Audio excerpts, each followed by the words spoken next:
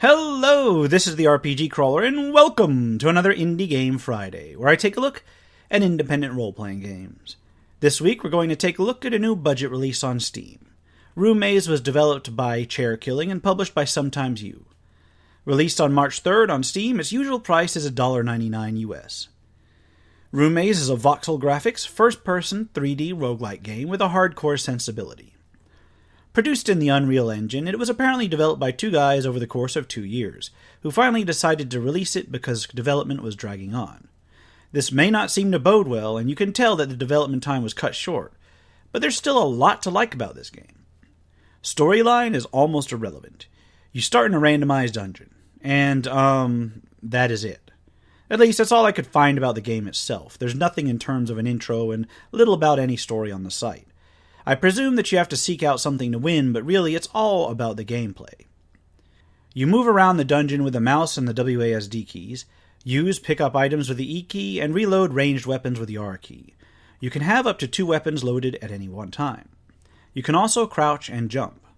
At the start, you can select a difficulty level, and at the lowest difficulty level, monsters do less damage, you do more, and you start with an additional weapon depending on what specialization you request. Items you can pick up are highlighted on this easiest difficulty, but not on the later ones. During exploration, you can not only pick up various items, but may also use certain levers, cranks, and open various containers to loot. Each room and corridor is generated from a set of pre-built rooms and corridors, but there's enough variety to make the dungeon relatively complex seeming. Furthermore, the rooms themselves are fairly detailed, which is great for providing variety and useful for trying to avoid monster attacks. Unfortunately, it also means that it can be hard to discover random items amongst all of the non-selectable goodies in the room, provided you're playing on a higher difficulty level. In each room, various traps can be generated, as well as monsters. Monsters types have a fair amount of variety, though I'm not certain if this continues throughout the rest of the game. There's monsters with ranged attacks, monsters that are defensive, monsters that are hard to notice until they hit you, etc. The traps themselves seem to be of a more limited amount of types, although most of them are actually kind of asinine. There's tripwires that fire off volleys of arrows, large posts with whirling blades that break your bones. The traps mostly have visible triggers, but it can be really easy to stumble into them, and they can really ruin your day. The game has health, mana, stamina, walking, and running speed. Armor is gained through equipment, while experience is gained through combat.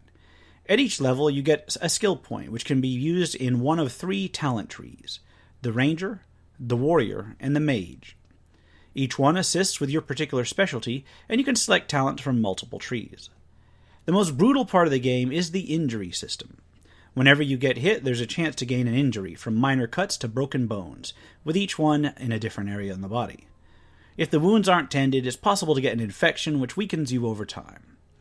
All of the different wounds have different effects, thus causing anything from constant hit point loss to reducing movement or attack rates, and so on and so forth. A lot of the things that you can find in the game are used to treat the various injuries that you can sustain. Other than that, you discover randomized equipment throughout the dungeon, which you can place on your character's equipment slots to modify your abilities further. It's important to note that every attack with a weapon does reduce its durability, so you can and will eventually break your weapons. Weapons have different speeds, and during combat your swing selects one from a number of alternate attack animations. You can release the attack before the swing is complete, but it will do reduced damage. So you have large, slow weapons, then it's mostly useful to be using the tried and true method of running up, hitting an enemy, and then running away while you reel back another swing. Interestingly enough, it does seem to matter where you target creatures, with headshots seeming to do more damage for me, at least to living creatures. Leg shots did seem to slow them down a little bit, although, as I said, it may just be me looking at it, and so on and so forth. Some creatures do take advantage of this. For example, the goblin bandits use a big shields that have to be shattered to attack them directly, unless you manage to creep around their flank. You can also shoot the skulls off of skeletons and things like that. There are magical shopkeepers to be found in the dungeon, which can be bartered with. Rather than gold or the like, these shops use a system similar to that of Ultima Underworld, wherein you place various items in a trade box against items that the shopkeeper has, till you reach an agreeable trade. If you do, there's an indicator that the shopkeeper will do it, so you can go ahead and click on trade then. Music seems to mostly be royalty-free stuff. You'll probably recognize a few if you've played any number of indie games or watched any number of YouTube channels. There's enough to provide a decent amount of feedback as well as sound effects, but it's not really overwhelming, and a lot of it really blends into the background. Graphically, it's a mixed bag. Models are detailed to various degrees, although they're made of a sort of pseudo-voxel pixel style that makes everything look really blocky. It's a relatively high number of blocks, however, so it really doesn't fall into the Minecraft-style category. It's a little bit higher density voxels than that. The interface is serviceable, but it was clearly not where the development time was spent. The main issue I have with the game is the difficulty, and yes, that is also the main draw. The game is hardcore. The scarcity of items, the reliance on a random number generator on what you get, the harsh wound system, the relatively stingy merchants, all add up to mean that you're going to die. You're going to die a lot.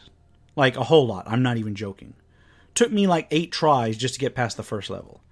Still, if you've got a love for roguelikes, you probably won't have too much problem with this. There is the fact that it seems like the developers are tired of making this game, and thus the release in the state that it is in. That may raise some red flags with people. It's certainly playable. I can't guarantee they'll come back to revisit it, but maybe it'll do well and reinvigorate them. Who knows? There are a few bugs here and there, but nothing really game-breaking that I saw. It should be noted that it seems you can actually pause the game during the initial dungeon loading screen, which already gives you very little indication of what it's doing. So be aware of that, I guess. I sat there for like 2 minutes wondering what was taking so long, then noticed that the little model in the corner wasn't running, so I hit escape and it continued to generate the dungeon. So what do I think of it overall? You know, for $2 you could do a lot worse. Only look at rooMaze if you're looking for a really serious challenge and enjoy this sort of roguelike. Go into it knowing that while relatively complete, it was just kind of called and put up on Steam before the eventual ambitions were met. But honestly, those ambitions were pretty high. The game does seem to blend those aspects of a brutal roguelike with a hardcore solo dungeon crawler relatively well, even with what they have here. And on that note, I'm going to leave it at that. Links in the description below as always. If you like what you've seen, remember to leave a like, comment if you've got feedback, and subscribe for more RPG content.